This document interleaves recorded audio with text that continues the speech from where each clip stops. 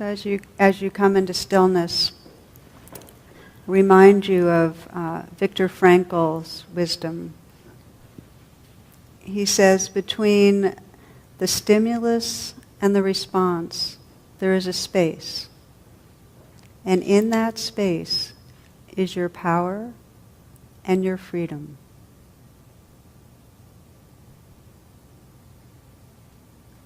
So as you sit, as you become still, you can take some moments to just notice if there's some pattern in your life that wants your attention. If there's one of these areas of papancha that creates suffering for you.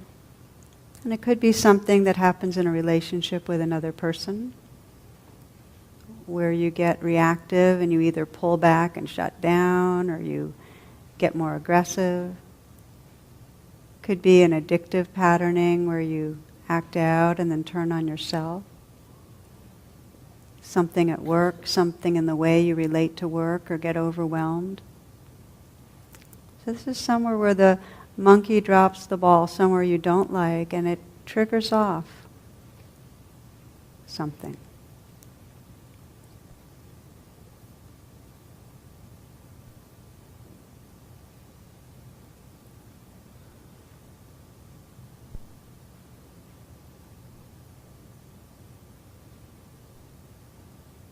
The more you can put yourself into the situation in your mind's eye and imagine what it's like, the more you'll be able to realistically explore what it would be like to pause.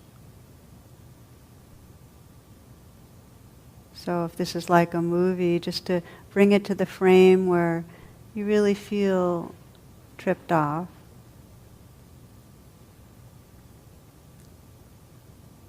If there's another person involved, see their face and hear what they're saying.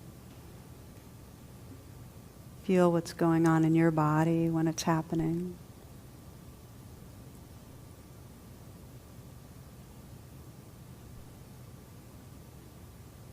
And at your own pace, just sense that you can identify this. Okay, this is suffering. This is the suffering of papancha. Everyone has this. And this is an opportunity to pause. That you have the freedom to make as big a pause as you want right now. You have the freedom to ask yourself, well, what am I believing when this is going on? About myself or about how others are relating to me?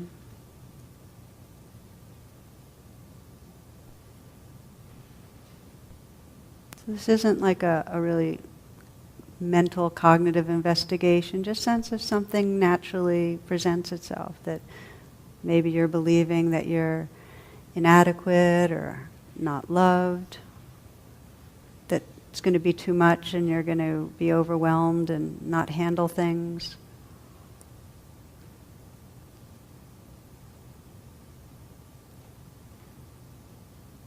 Whatever you find, just sense what is going on in your body and your heart, and see if you can offer acceptance or forgiveness or compassion, some form of kindness to whatever is going on. For some, if it's helpful to put your hand on your heart as a way to really connect. There's so much evidence that just contacting ourselves in a genuine, direct way makes such a difference. What would happen if you paused and you felt what was going on and you just said, okay, it's okay, or forgiven, forgiven, or yes. You're not giving permission to the thoughts to loop, but to your heart to feel what it feels.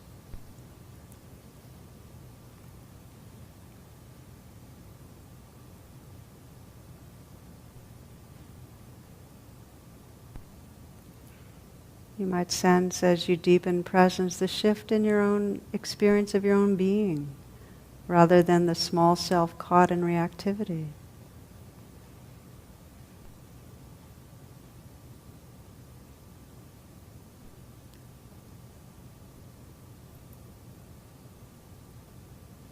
And for these next few moments, you might imagine What would happen if you could pause and touch your own presence and respond from a place of inner freedom and wakefulness, intelligence, kindness?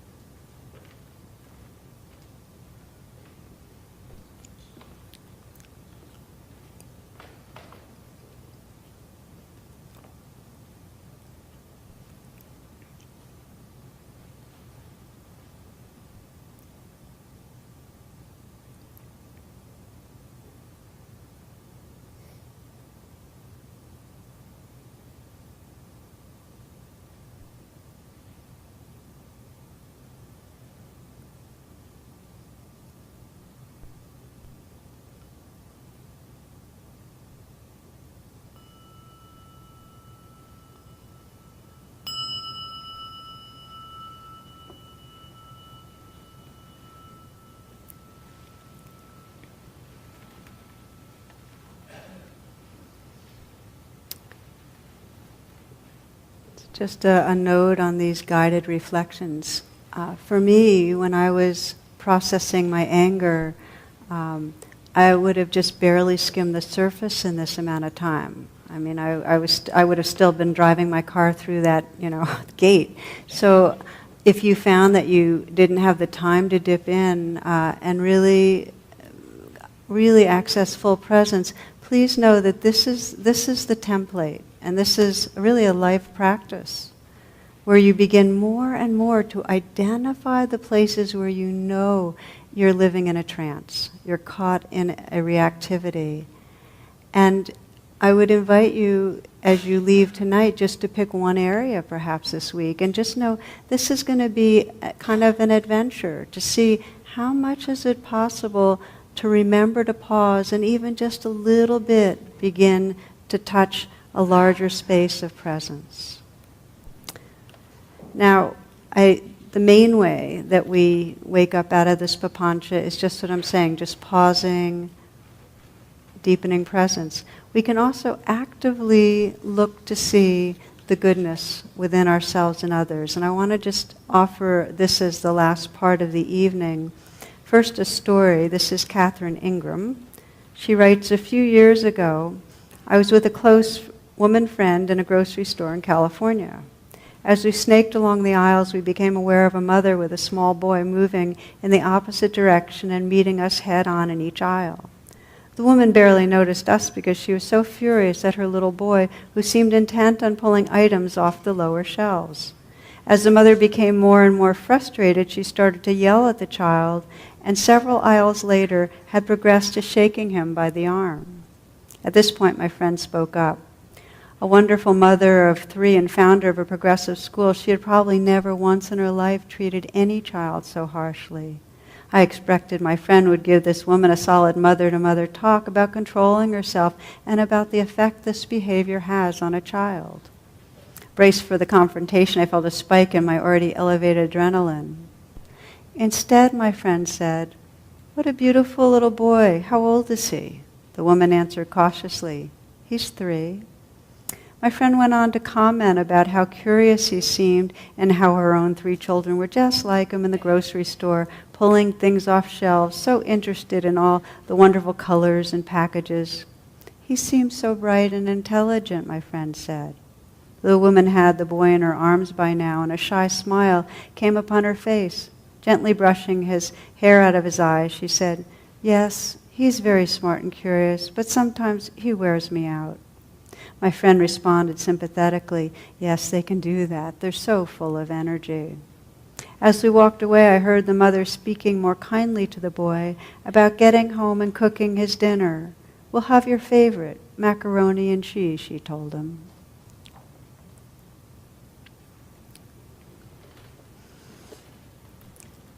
I love this story on several levels, and one is how her friend, the school teacher, could have shamed this woman and really just brought up defendedness, and that would have been another form of papancha, her own reaction, her need to speak her truth.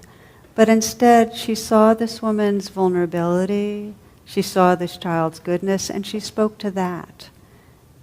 she had that wisdom and that spaciousness to speak from that presence. And then also from the perspective of the mom.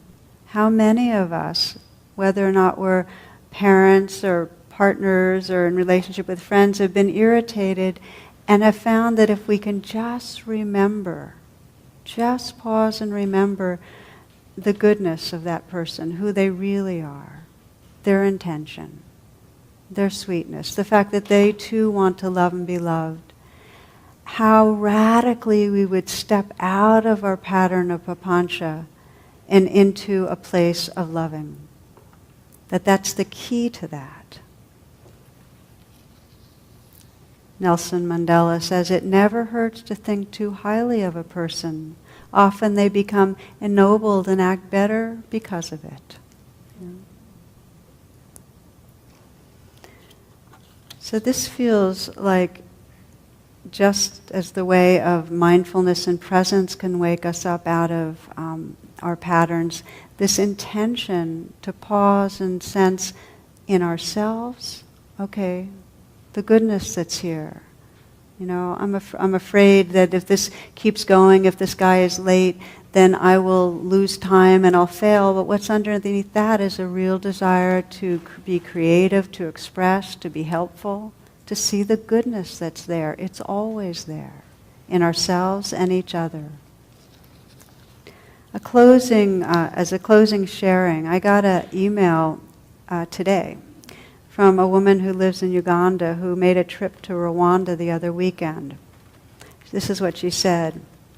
While in Kigali, I visited the Genocide Memorial Center. It was extremely moving, and a quote engraved on a plaque in the memorial struck me, so I wrote it down.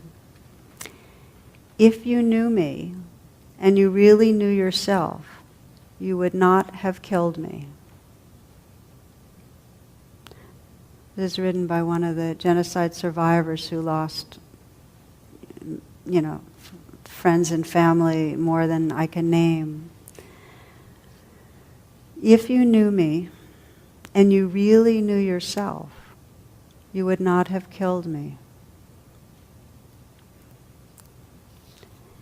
Any moment that we're caught in reactivity, that we pause, is a moment where we start coming home to know who we really are again, and we have the eyes to see who the other is.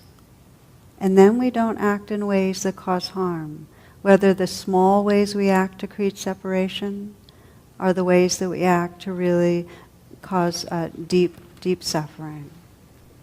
So we'll close with just the simplicity of just a short closing meditation, if you will.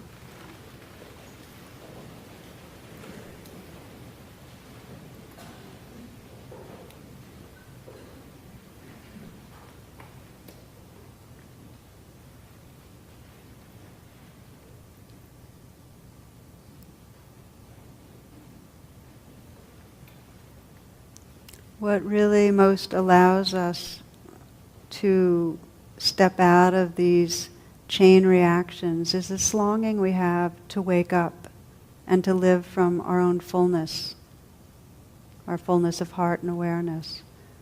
So it's really that longing. So I invite you to again just revisit that place that you touched into where you know you get caught in trance.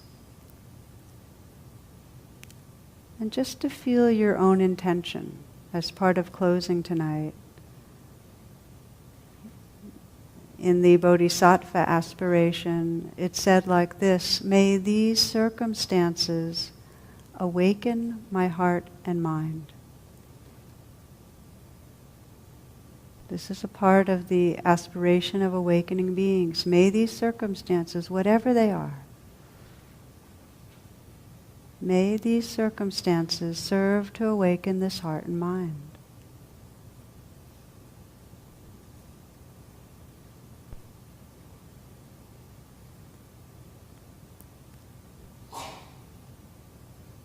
To feel your own sincerity, to feel your own goodness of being.